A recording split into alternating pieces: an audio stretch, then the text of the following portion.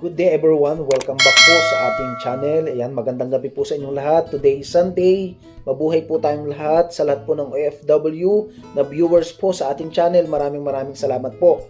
Sa lahat pa po ng hindi pa nakasubscribe, subscribe na po para kayo ay magkaroon ng idea sa gusto nyo pong malaman na i-share po natin. Ayan, ngayon po ang ating pag-uusapan ay para po dun sa Google AdSense pin na marami po ako nakikita na nagtatanong pero hindi naman sila sinasagot ng vlogger. Para po sa mga beginners, YouTube vlogger beginners na nagsisimula pa lang para palakihin ang kanilang YouTube channel, ito po ang sagot ko po para dyan. Kasi may nag-comment din po sa akin, meron na po siyang threshold money, meron na po siyang $100 pero wala pa po siyang nasasahod dahil wala pa po siyang application sa Google AdSense. Ito ay dahil wala pa po siyang ibinibigay na Google AdSense pin sa application form. Ayan, una po, huwag pong kalimutang tapusin po ang video ito. Ayan, simulan po natin sa Google AdSense pin na concern. Saan po ba ito nanggagaling? Hindi po ito ibinibigay ng Google AdSense via Gmail o via account. Kahit po sa email, hindi po nila ito isinesend. Saan po nila ito ipinapadala? Ipinapadala po nila ito sa post office po natin. Kung ano yung address o city na inilagay po natin sa ating Google AdSense form na pinalapan natin. Kagaya po, ako po ay nag-apply noong December. December 2021.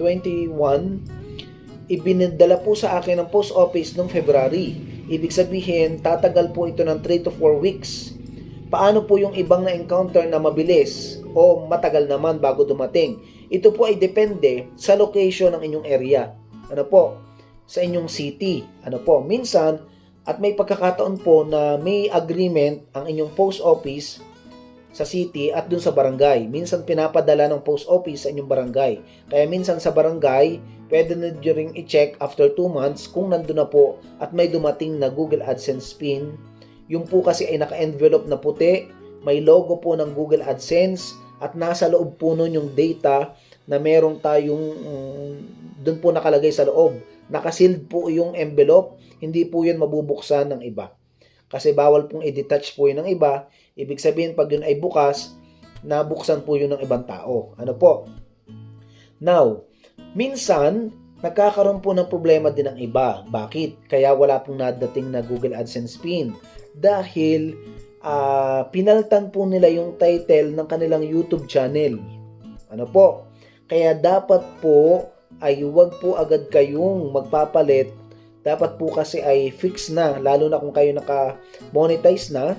Pag po kayo monetize na, hindi nyo na po pwedeng galawin muna ang title ng inyong YouTube channel kung hindi pa kayo nasweldo. Saka nyo na po paltan, pwede naman pong paltan kapag po kayo nasweldo na.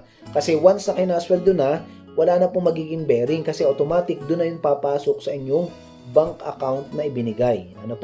Pero hanggat hindi pa po kayo nasahod, ay huwag na huwag po kayong magpapalit ng title ng iyong YouTube channel. Alam nyo po ang ibig kong sabihin.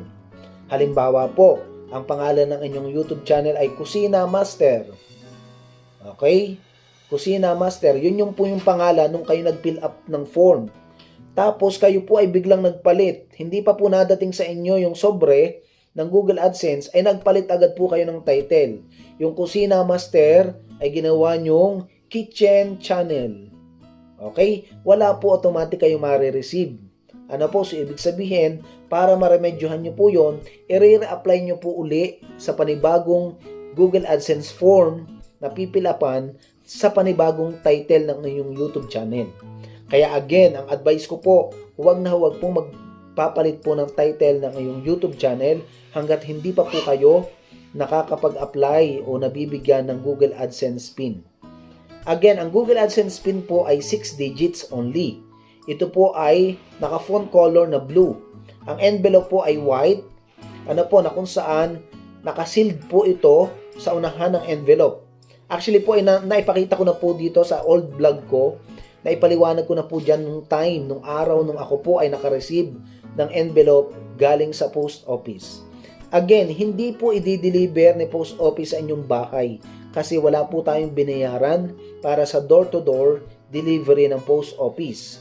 Maaring ito po ay makuha nyo sa barangay. Kung wala po sa barangay ay sa city post office nyo po kung saang city kayo nandoon. Ano po? Ayan. Sana po ay nagkaroon kayo ng idea para para kayo po ay magkaroon po ng idea at hindi mawalan po ng pag-asa na kayo po ay sumahod sa YouTube. Ano po? Ito din pong comment na to, ayan, ganyan din po yun. Similar po itong comment na to.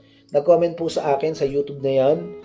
Diyan po yan nag-comment sa magkano ang kita ng 1 million views. Ayan, ang sabi niya ay ito po yung sabi niya. Ayan. Ang sabi po niya ay siya po ay naka $100 na, pero ang problema niya, wala pa rin po siyang Google AdSense pin na nare-receive. Ano po? Baka po kasi ay nagkaroon ng problema sa delivery ng post office o kaya katulad ng mga sinabi ko po. Ano po? Now, paano naman po sa mga OFW na beginner pa lang? Ano po? Ito po ang tip ko po sa inyo. Kung kayo po ay bago pa lang sa abroad, as OFW, pero kayo po ay dito kayo nag-apply ng inyong YouTube, ang address po for sure na ginamit nyo ay dito. So, ibig sabihin, ang inyong Google AdSense pin ay dito nyo makukuha. Pero kapag kayo po nakapunta na dyan, ipakuha nyo na lang po sa inyong kakilala o family member, then i-forward na lang sa inyo yung AdSense pin. Ano po, yung Google AdSense pin na 6-digit. Para dyan nyo po i-direct, i-apply. Kasi ipo-forward nyo po yon sa application form ng Google AdSense form. Ano po? Ayan. Pero pag halimbawa naman, dyan po kayo nag-apply. Ano pong address ang gagamitin nyo? Kung hindi po kayo kabisado sa mga lugar diyan at hindi nyo po alam ang transaction at process kung paano sa pagdadala ng dokumento o anumang legal documents sa inyo, ay mahihirapan po kayo. Kaya ang suggest ko pa rin po, ang address na gamitin nyo po ay kung ano yung address nyo sa Philippines. Kasi for sure, mas madali po dito dahil kabisado po natin ang mga documents transaction kung paano po natin ma-receive galing post office. Ano po, lalo na kung mas malapit po kayo sa city na mayroong post office, automatic, dun po nyo makukuha yon. Kasi ako po, after 2 months, sabi ko nga po, December po ako nag-apply, February, mga second week or first week po yon ng February ay nakuha ko na po agad. Kasi December, first week po ng December yon, dumating po ng February. Ano po, after po kasi ng birthday ko yan, mga February 27, 26, mga ganun. Hindi ko lang po matandaan. Ano po, i-recall ko lang po sa vlog ko kung kailan ko po yun na-receive po talaga. Ano po, yun po ay nakuha ko sa post office. Tinanong ko lang, meron po bang Google Ads, meron po bang dumating na sobre galing Google AdSense po? Sabi sa akin nung nandun, ano pong pangalan ng YouTube channel? Ito po ba sa YouTube? Opo. Anong pangalan?